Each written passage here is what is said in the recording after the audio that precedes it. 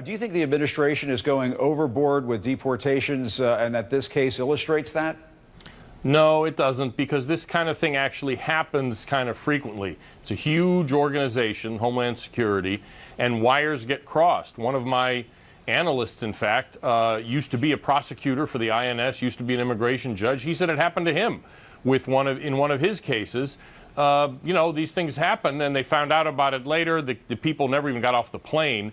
The whole thing about holding the Attorney General in contempt and what have you, that's showboating by the judge, because this is the kind of screw-up that, frankly, happens, and it was resolved. It's not even really a story. How is it appropriate for the First Lady to use chain migration and other people not able to use that? Well, everybody's able to use it because the rules are still there. There's no Well, but the president wants to end that, Mark. You know yeah, that. But, the president wants to end that. So why is it okay for the First Lady to do it and all of these other people not able to do it? But my point is, everybody now is able to do it. If the rules change, then the First Lady wouldn't be able to do it either. Look, it's kind of like, say, the mortgage interest deduction. There are real arguments that that's a bad idea. You know, when you fill out your taxes, you deduct your mortgage interest, home mortgage interest from your income. There's arguments, sound arguments, I don't know where I fall on that, but there are sound arguments we should get rid of it.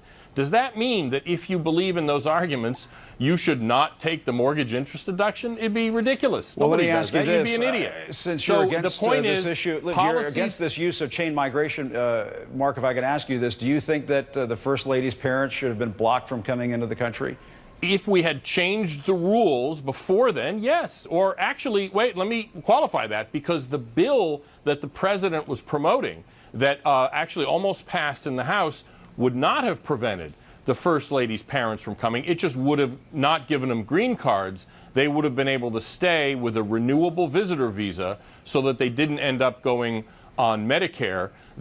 So, I mean, in a sense, this specific example doesn't even highlight what the critics are trying to say, that it's hypocritical or ironic or something. It actually isn't. Raul, the president is for a bill that would have let them come in.